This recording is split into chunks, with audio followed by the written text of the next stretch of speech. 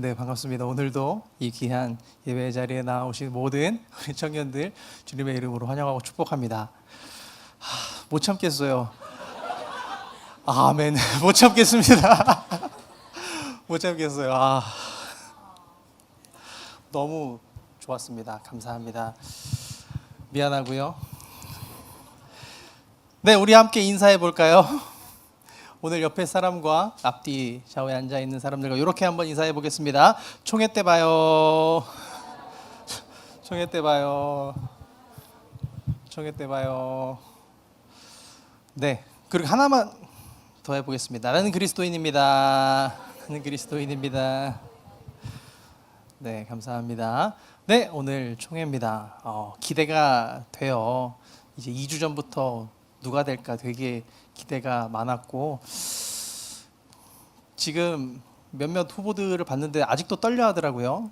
떨려하고 누가 되는지 참 기대가 많이 되는데, 이따 모두 다 참여해서 우리가 선거할 수 있는 모든 분들은 함께 참여해서 귀한 내년도 우리 엘더들을 잘 뽑았으면 좋겠습니다. 네, 제가 오늘 원래 설교 원고를 주 초에 좀 미리 앞에는 좀 써놨거든요. 그때 주 초에는 날씨가 좀 추웠었어요. 근데 문제는 이제 점점 날씨가 따뜻해지는 바람에, 그래서 이게 참 어떻게 들릴지 모르겠지만 일단 제가 적은 대로 일단 이야기를 한번 해보겠습니다. 그래야 뒤에 이어질 수 있어요. 그래서 그렇게만 생각하고 이야기해 주시면 좋을 것 같습니다. 네, 이제 겨울입니다. 날씨가 점점 추워지는 거 맞아요. 점점 추워지는 것 같아서 참 걱정이 많이 되고요. 그래서 이제 슬슬 롱패딩도 준비를 해야 되고요. 그만하셔도 됩니다. 이제 그만하셔도 돼요. 다 지나갔습니다. 패딩도 이제 꺼내서 이제 세탁소에 이제 슬슬 맡겨야 될 때인 것 같아요. 날씨가 많이 추워졌습니다. 이렇게 날씨가 점점 추워지기 시작하면요, 이제 저는 이제 신대원 입시 때가 조금씩 생각이 나요. 신대원 입시가 12월 첫째 주, 둘째 주 날씨가 좀 추워질 때 이제 시험을 보는데, 신대원에 들어가기 위해서요 공부를 1년간 하고 12월에 이때 딱 시험을 봅니다. 추워요. 그래서 조금 더 기억이 남는 것 같은데, 저는 입시를 몇 년 했을까요? 1년은 아닙니다. 2년, 5년 아니에요. 2년 했습니다. 2년 공부를 했는데요. 대학교를 졸업하고 이제 2년 사역을 하고 2년 준비를 해서 이제 신대원을 들어가려고 이렇게 애썼는데요. 저희도 스터디가 있어요. 스터디가 있어서 모여서 이제 같이 공부를 하고 이렇게 하는데, 저도 이제 공부를 하려고 신대원 들어가기 위해서 스터디를 들어갔습니다. 제가 처음 들어갔던 스터디의 이름은요, 공명이라고 하는 스터디였어요. 거기에 제 친구들 몇 명이 있어서 친구들 소개로 이렇게 들어갔는데, 처음 스터디를 하려고 이제 그 친구랑 만나서 이제 이런저런 이야기를 하는데, 그 친구가 이제 스터디를 들어오려면 꼭 지켜야 할 것들이 몇 가지 있다. 너 이거 안 지키면 너 스터디에서 잘려, 뭐 이런 얘기를 하는 거죠. 그래서 공부만 열심히 하면 되지, 또 뭐 그럴 게 있나 해서 저는 이제 뭔데? 라고 물어봤죠. 근데 친구가 이야기를 하는 겁니다. 스터디를 들어오려면 우리 과제가 굉장히 많다. 과제를 빼면 안 된다. 이야기를 해주는 거고요. 그리고 스터디를 모이는데 우리가 일찍 모이진 않지만 늦게 끝난다. 그래서 웬만하면 스터디 있는 날은 약속을 안 잡으면 좋겠다. 이런 이야기를 해주고, 그 신대원 들어가려면 암송 구절이 있어요. 암송 구절 외우는 게 있는데, 그 암송 구절은 매일 시험 본다. 그리고 특히 목사님이, 그 공부를 가르쳐 주신 목사님이 이 암송 구절을 중요하게 생각하니 요것만큼은 적어도 끝까지 다 외워야 한다. 이야기를 하시는 거죠. 그래서 이제 알겠다, 다 지킬 수 있다 하고 들어갔습니다. 그런데요, 역시 다 지키지는 못했어요. 암송 구절 빼먹을 때도 있고요, 시험 치는데 공부도 많이 못 해갈 때도 있고, 이제 학교를 안 다니는 때이다 보니까 이제 평일에 시간이 많고, 그러다 보니까 놀고 싶기도 하고 약속도 많이 잡고, 그렇게 하다 보니 이제 스터디 있는 날도 약속을 잡고 뭐 이렇게 돼 버린 거죠. 안 지킬 때가 조금 많아졌습니다. 그래도 나름 열심히 공부를 하면서 1년이 지나서 12월에 시험을 쳤죠. 붙었을까요? 네, 떨어졌습니다. 그래서 이제 참 슬펐는데, 여기서 문제는 뭐냐면, 제 친구 소개로 들어갔다 그랬잖아요. 제 친구들은 다 들어갔어요. 다 들어가고 저만 떨어져가지고 굉장히 좀 충격에 빠져 있었습니다. 친구들은 그 목사님이 하라는 거 잘 지켜서 들어갔고요. 저는 잘 안 지켜서 이렇게 떨어졌습니다. 그래서 한 두어 달 이렇게 또 충격에 빠져서 이러고 있다가 그래도 신대원에 들어가야 되니까 다시 마음을 잡고 이번에는 다른 스터디로 갑니다. 이제 기존에 있는 목사님께 너무 죄송한 거예요. 그래서 목사님 죄송합니다. 제가 열심히 안 했습니다 하면서 죄송하다 하고 다른 스터디로 갔는데 그곳에서도 이제 지켜야 될 게 있더라고요. 그래서 이제 세븐일레븐이라고 해서 이제 다 알죠? 7시에 공부를 하러 가서 밤 11시에 와야 붙는다. 우리는 그렇다 해서 이제 우린 이거를 잘 지켜야 한다 해서 이제 열심히 알겠다. 한번 떨어진 경험이 있기 때문에 이번에는 잘 지키겠다 해서 이제 열심히 잘 지키면서 공부를 했습니다. 그래서 그 두 번째 공부를 할 때는 다행히 잘 붙어서 신대원에 들어갔습니다. 이거 보면서 느낀 것이요. 지켜야 할 것들을 잘 지키면 올바른 길을 가는 것 같고요. 지켜야 할 것들을 잘 지키지 못하면 다른 길로, 뭐 잘못된 길이 아닐 수 있겠지만 다른 길로 이렇게 빠져가게 되는 것 같습니다. 저는 이렇게 시험 신대원 준비를 하면서 조금 더 그런 것들을 크게 느꼈던 것 같아요. 네, 이제 오늘 말씀을 한번 보려고 합니다. 우리가 오늘 계속 보고 있는 이 마태복음 16장 지난주부터 그리고 그 전부터 계속 이야기 보고 있는데요. 이 16장은 굉장히 중요한 장이에요. 바로 전주에 베드로의 신앙 고백이 있기도 했고요. 그리고 오늘 우리가 함께 살펴볼 본문에는요. 예수님께서 드디어 처음으로 제자들에게 자신이 받을 그 고난과 순환에 대해서 이야기를 하십니다. 예수님의 순환 예고죠. 나는 앞으로 이런저런 고난을 받게 될 거야. 장로들과 대제사장들과 서기관들에게 많은 고난과 비판과 핍박을 받게 될 것이고 그들이 심지어 나를 죽일 것이고 그런데 중요한 것은 3일 만에 다시 부활해서 너희들 앞에 나타날 것이다 이야기를 하십니다. 예수님께서 이야기하신 이 장로들 그리고 대제사장들 그리고 서기관들은 당시 유대인 공동체의 최고 의회였던 사내드린 공의회를 이야기를 합니다. 예수님은요 자신이 로마가 아니라 유대 종교 지도자들에게 버림받을 것이다 말씀하십니다. 사람들이요 의롭다 생각하던 이들이 오히려 예수님을 정죄할 것이다 라고 하는 이 사실은요 제자들에게 큰 충격을 가져다 주었습니다. 마치 이게 어떤 것이냐면요. 예를 한번 들어보자면 일단은 저보다는 정 목사님을 예로 드는 게 조금 더 좋을 것 같습니다. 그래서 목사님께는 미리 한번 죄송하다 말씀을 드렸어요. 청년들에게 그게 좀 더 와닿을 것 같습니다. 정 목사님이요. 다다음 주에 여기 나와서 설교를 하시는데 갑자기 그러는 겁니다. 앞으로 어떤 일이 있을 거냐면 우리 교회에 많은 집사님들 권사님들, 장로님들이 나를 괴롭힐 거야. 나에 대한 큰 험담을 하고 다니실 거고 나를 핍박하며 다니실 거야. 그리고 심지어는 담임 목사님께 말씀드려서 나를 교회에서 자르실 거야. 그런데 3일 만에 다시 세우실 것이다 이야기를 하는 거죠. 우리에게 굉장히 충격입니다. 그런데요 문제는 저기 청사 쪽에 있는 그 신천지 성도들이 목사님을 핍박하는 것이 아니고요. 또 하나님의 교회 성도들이 목사님을 핍박하는 것이 아니라 우리 교회 직분자 대신 집사님, 권사님, 장로님들이 핍박을 하는 겁니다. 이런 상황이 일어날 거야 라고 이렇게 이야기를 하신다면 우리 일청 엘더인 다솔이라면 목사님께 뭐라고 할래요? 그렇게 두지 않겠다. 베드로와 같은 이야기를 했습니다. 이런 굉장히 충격적인 상황인 겁니다. 예수님이 제자들 앞에서 앞으로 다가올 순환과 고난에 대해서 이야기를 하시고요. 부활에 관해서 이야기를 하시는 겁니다. 그런데요. 여기서 베드로가 조금 격하게 반응을 합니다. 22절의 말씀인데요. 우리 함께 읽어보겠습니다. 베드로가 예수를 붙들고 항변하여 이르되 주여 그리 마옵소서 이 일이 결코 주께 미치지 아니하리이다. 아멘. 우리 개역 개정에는요. 예수를 붙들고 항변하여 라고 이렇게 기록이 되어 있는데요. 세번역 성경을 보게 되면 베드로가 예수님께 대들었다라는 표현을 사용합니다. 심하게 이야기하면요, 베드로가 예수님의 사역에 있어서 선 넘었다라고 이해하면 되겠죠. 아니요, 예수님, 그런 일은 일어나서는 안 되겠습니다. 그 일이 결코 예수님께 미치게 하지 않을 것입니다. 그리고 일어나지 않을 겁니다. 라고 격하게 반응을 하는 겁니다. 지금 예수님께서는 앞으로 일어날 일에 대해서 말씀을 하신 것이기는 해요. 하지만 예수님께서 이렇게 제자들에게 앞으로 일어날 일을 이야기하시긴 하셨지만 결국에는 예수님의 사명, 예수님의 사역을 이야기하신 것이겠죠.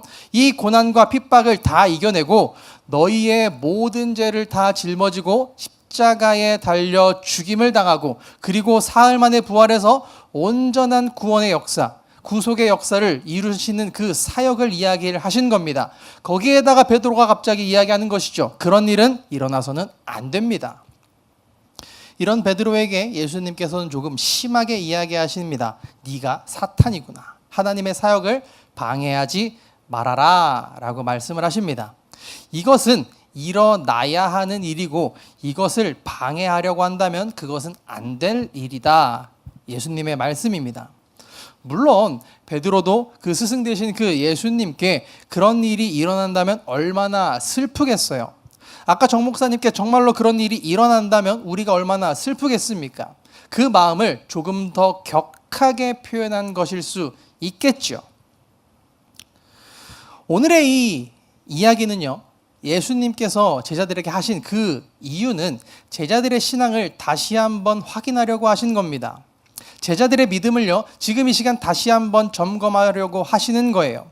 이야기를 앞에서부터 다시 한번 짚어보면요, 예수님께서 제자들을 부르십니다. 그리고 제자들과 이야기를 나누십니다. 세상 사람들은 나를 누구라 하느냐? 그렇다면 나의 제자라고 하는 너희는 나를 누구라 이야기하겠느냐? 너희에게 나는 어떤 사람이고 누구냐? 제자들에게 물어보시는 것이지요. 제자들의 현재 믿음, 신앙을 이야기하게 하십니다. 그리고 제자들은요, 그것을 이야기하죠. 그리고 예수님께서는 제자들에게 이어서 말씀을 하시는 겁니다. 좋아, 지금 너희의 믿음이 그렇구나. 너희가 지금 나를 그렇게 생각하고 있구나. 나를 향한 믿음이 그 정도이구나. 그런데 하시면서 앞으로 일어날 일을 말씀을 하시는 것이지요. 나는 앞으로 이런 일이 있을 거야. 나는 앞으로 이런 고난과 핍박을 받게 될 것이고 나는 앞으로 죽게 될 것이고 부활할 거야. 그런데 문제는 나의 제자라고 하는 너희들의 삶 역시 그리 평탄한 삶은 아닐 거야 라고 이야기를 하시는 겁니다. 예수님은 이야기하시는 것이죠. 기쁠 때 누구나 나의 길을 따를 수 있다. 나에게 즐거운 일, 감동이 넘치는 일, 말로 표현할 수 없는 그런 놀라운 일이 매일매일 벌어지는 그때에는 누구나 다 나를 잘 따르고 섬길 수 있을 텐데 과연 내가 방금 이야기한 대로 핍박과 고난 가운데에서도 이 상황에서도 너희가 나를 따를 수 있겠느냐? 내 진정한 제자가 될 수 있겠느냐? 말씀을 하시는 것이지요. 그리고 제자들에게 그런 진정한 제자의 길을 걷기 위해서 지켜야 할 3가지 조건이 있다라고 이야기를 해주시는 겁니다. 오늘 본문 24절의 말씀인데요. 우리 함께 읽어보도록 하겠습니다. 24절 시작. 이에 예수께서 제자들에게 이르시되 누구든지 나를 따라오려거든 자기를 부인하고 자기 십자가를 지고 나를 따를 것이니라. 아멘. 누구든지 나를 따라오려거든 내 진정한 제자가 되려 하거든 이렇게 해야 한다. 3가지 조건. 자기를 부인하고 자기 십자가를 지고 나를 따라와라. 먼저 자기를 부인해야 된다. 그리고 자기 십자가를 져야 한다. 그리고 나를 따라야 한다. 이 3가지입니다. 그렇다면 이 3가지는 어떤 의미일까? 간단하게 살펴보면요. 먼저 자기를 부인하고 나를 부정하라는 것입니다. 내 의지와 내 뜻을 부정해라 라는 것이지요. 간단히 이야기하면요, 나를 내려놓는 것을 이야기합니다. 내 생각, 내 뜻을 내려놓는 것을 이야기해요. 예수님의 진정한 제자가 되기 위해서는 내 뜻과 내 의지를 내려놓아야 하겠습니다. 무슨 말이냐? 내가 할 수 있다. 내가 했다. 내가 할 수 있습니다. 이것을 내려놓는 겁니다. 나를 내려놓는 거예요. 내 신앙에 있어서요, 나를 빼라는 겁니다. 내 신앙에 내가 자신 있다 하면 안 된다라는 거예요. 나는 그렇게 할 수 있다 자만하지 말라는 겁니다. 오늘 말씀 앞에 나온 베드로를 한번 보겠습니다. 베드로는요, 오늘 예수님께서 앞으로 다가오실 순환에 관해서 이야기하자 어떻게 반응했습니까? 예수님, 그래서는 안 됩니다. 그런 일이 일어나서는 안 됩니다. 라고 격하게 반응을 합니다.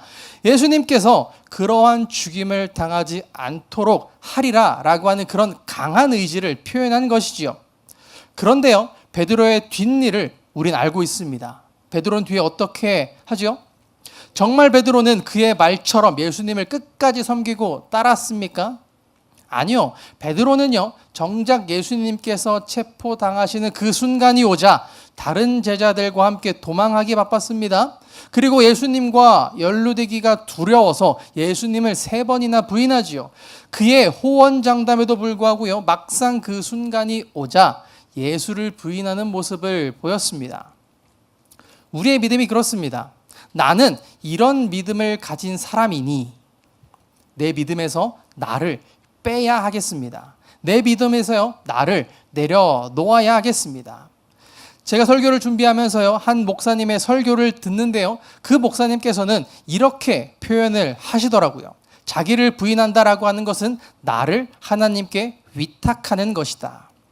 나를 하나님께 드리는 것이다. 내 신앙, 내 믿음으로 하나님의 제자가 되는 것이 아니라 하나님께 나를 드려 하나님의 믿음으로, 하나님의 신앙으로 하나님의 제자가 되어야 하겠습니다. 자기를 부인한다라고 하는 것은 내가 주인인 자리를 비워드리는 것입니다.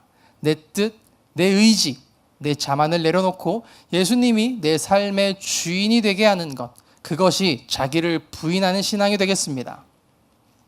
두 번째로요, 자기 십자가를 져야 한다. 성경에서 이야기하는 십자가의 의미는 주로 고난과 희생을, 그리고 그 사명을 이야기합니다. 십자가는요, 그 영광이나 능력 이런 걸 상징하는 게 아닌 거죠. 고난과 희생을 상징합니다. 과거 로마의 그 십자가형을 보게 되면요, 당시 십자가형은 최고형이었습니다.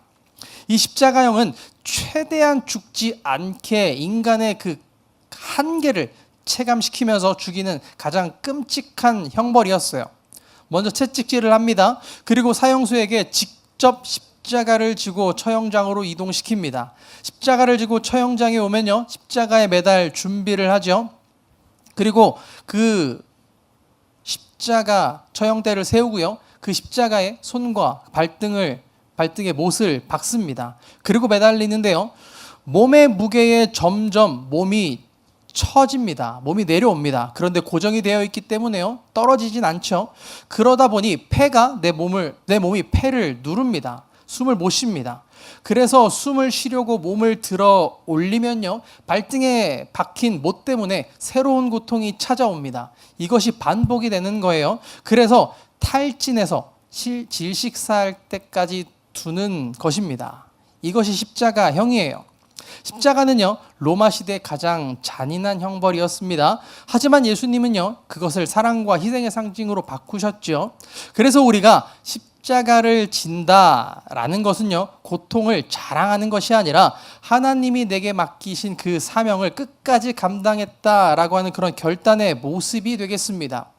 그런 십자가를 진다라고 하는 것은 우리에게도 큰 각오가 필요하겠죠. 그리고 그 십자가를 지고 나를 따라야 한다? 십자가를 지는 그 삶이 우리 삶이 되어야 한다라는 것입니다. 십자가는요, 그리스도인의 삶입니다. 그러면 왜 십자가를 지고 따라야 할까? 왜 십자가를 져야 할까? 마가복음 15장에 보게 되면요, 십자가를 진 한 사람의 이야기가 간략하게 나옵니다. 마가복음 15장 21절의 말씀을 우리 함께 읽어보겠습니다. 마침 알렉산더와 루포의 아버지인 구레네 사람 시몬이 시골로부터 와서 지나가는데 그들이 그를 억지로 같이 가게 하여 예수의 십자가를 지우고. 아멘.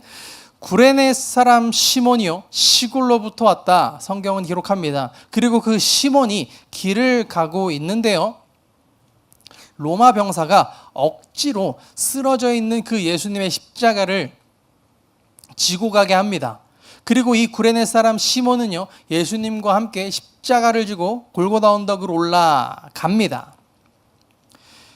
이 구레네라고 하는 곳이요, 정확히 어디다 라고 할 수는 없습니다. 하지만 학자들이요, 지금 추측하고 있기로는 아프리카 북쪽 연안의 그리스 도시 정도로 이야기하더라고요. 그런데 그곳에 살던 사람이 지금 왜 이곳에 있을까? 당시는요, 예수님께서 잡히시던 그때는 유월절 기간이었습니다. 그래서 이스라엘 사람들이라면, 유대인들이라면 누구든지 이 유월절 기간에 이 예루살렘으로 와야 했습니다. 즉, 이 구레네 사람 시몬도요, 유대인이었던 것이지요. 구레네에 살고 있는 이 유대인, 이 시몬이 구레네에 살고 있다가 유월절 기간에 예루살렘으로 온 것입니다. 그런데 혼자 오지는 않은 것 같습니다. 21절 앞에 보면요, 알렉산더와 루포의 아버지라고 이렇게 명시되어 있는 것을 보니 어쩌면 그 아이들과 함께 예루살렘으로 온 것 같습니다. 함께 와서 예루살렘에 있는데 예수님의 사건이 벌어진 것이지요. 알렉산더와 루포는 그 아버지 시몬이 예수님을 대신해서 십자가를 지고 골고다 언덕을 올라가는 것을 지켜봅니다. 바라보는 것이지요. 그 아버지의 모습을 봅니다. 그 모습을 바라본 자녀들은 어떻게 되었을까? 로마서 16장 13절에 보면 바울이 여러 사람들에게 문안하는 내용이 나오는데요, 로마서 16장 13절의 말씀을 우리 함께 읽어보겠습니다. 주 안에서 택하심을 입은 루포와 그의 어머니에게 문안하라. 그의 어머니는 곧 내 어머니니라. 아멘. 루포와 그 가정의 삶은요, 변화되었습니다. 유대인의 삶을 살았던 그들은요, 그리스도 예수를 믿는 집안으로 변화된 것이지요. 그 삶이 뒤바뀌었습니다. 십자가를 진다라고 하는 것은 이런 의미가 되겠습니다. 나에게 주어진 사명을 감당하고 희생하고 노력하고 그 고난을 감수하고 그리고 행동하고 그 삶으로 그것을 짊어집니다. 그리고 그 짊어지는 삶은 변화를 이끌어내는 삶이 되겠습니다. 힘들지만 행하는 것, 감당하기 어렵지만 나에게 주어진 나의 사명, 나의 사역을 감당하며 삶으로 살아내면 변화를 이끌어내는 삶이 된다라는 것입니다. 오늘도 나에게 주어진 주님의 사역들이 있습니다. 나에게 주어진 사명들이 있습니다. 힘든 일이 될 수도 있고요, 어려운 일이 될 수도 있겠지요. 신앙의 생활, 믿음의 생활, 내 삶에서 조금 손해보며 어려울 수도 있겠지요. 하지만 그것들 잘 감당하고 묵묵히 주의 일 행하면 그 삶의 모습을 통해 그리스도의 방향으로 삶의 변화를 이끌어낼 수 있다라는 것입니다. 시몬이 억지로 졌던 그 십자가에서도 그의 가정의 변화를 이끌었습니다. 우리가 감당하는 그 십자가도 결국 누군가의 인생을 바꾸게 됨을 기억할 수 있기를 바랍니다. 세 번째로요, 나를 따라와야 한다입니다. 예수를 따른다라고 하는 것이 무엇일까? 이것에는요, 두 가지 의미가 있는데요. 먼저 지금 우리가 보는 개역 개정에는 따를 것이다 라고 기록이 되어 있는데요, 이 전 번역, 이제 개역 한글을 보게 되면 표현이 조금 그렇긴 하지만 나를 좇을 것이다 라고 이렇게 기록이 되어 있습니다. 옛날 말이긴 한데요, 조금 더 이 단어의 의미를 명확히 이야기하고 있는 것 같습니다. 미묘한 차이긴 하지만 쫓다와 좇다, 그 의미가 조금 차이가 납니다. 먼저 이 좇다라고 하는 이 단어를, 그 의미는 옛날 큰 사전을 통해서 보게 되면요, 남의 뜻을 따라서 그대로 하다라는 뜻이 되고요, 쫓다는 있는 자리에서 빨리 떠나도록 몰다, 급한 걸음으로 뒤를 따르다, 이렇게 해석이 됩니다. 남의 뜻을 따라서 그대로 한다와 뒤를 따르다. 성경은요, 쫓다보다 쫓다의 표현을 사용했습니다. 그럼 이것이 무슨 뜻이냐? 예수의 제자가 되려 한다면, 그리스도의 진정한 제자가 되려 한다면 남의 뜻, 즉 예수 그리스도의 그 뜻을 그대로 따라서 해라 라는 것입니다. 다른 것 생각하지 말고 예수 그리스도의 뜻, 예수 그리스도의 행동, 그리고 예수 그리스도가 했던 그것을 그대로 따라 살아야 한다라는 것입니다. 단순히 뒤따라가는 것이 아니라 예수님의 뜻을 그대로 따라 사는 삶이 되겠습니다. 간단한 이야기이지요. 하지만요, 가장 어려운 일이 될 것입니다.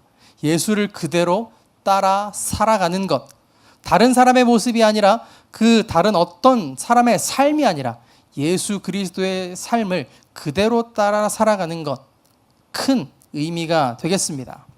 그리고 하나 더, 이 따르다에 들어있는 또 다른 의미는요, 이 따르다 이 단어를 살펴보면, 원어 단어를 살펴보면 진행적 현재형으로 사용이 됐습니다. 즉 예수님을 따르는 그 행위, 앞에 이야기했던 많은 모습들, 예수님 자기를 부인하는 행동, 자기 십자가를 짓는 행동, 그리고 예수를 좇는 그 행동, 이 모든 것들이 일회성이 아니라 일생 동안 계속되어야 한다라는 것을 이야기합니다.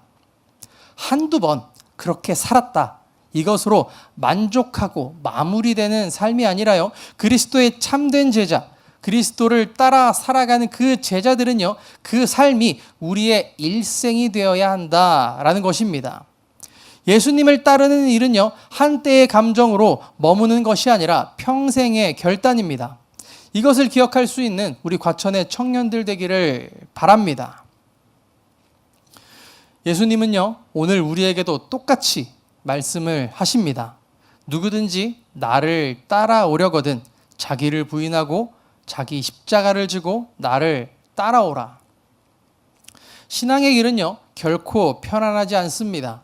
때로는 내려놓아야 하겠고요, 때로는 손해를 감수해야 하겠고요, 때로는 아무도 알아주지 않는 길을 걸어야 합니다.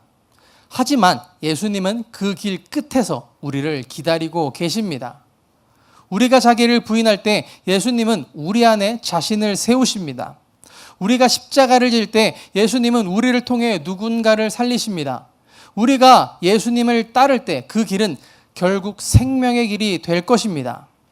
청년의 시기, 내가 하고 싶은 일, 내가 잘할 수 있는 일을 찾아가는 시기입니다. 그런데 예수님은요, 내가 하고 싶은 일보다 예수님이 원하시는 일을 선택하라 말씀하십니다.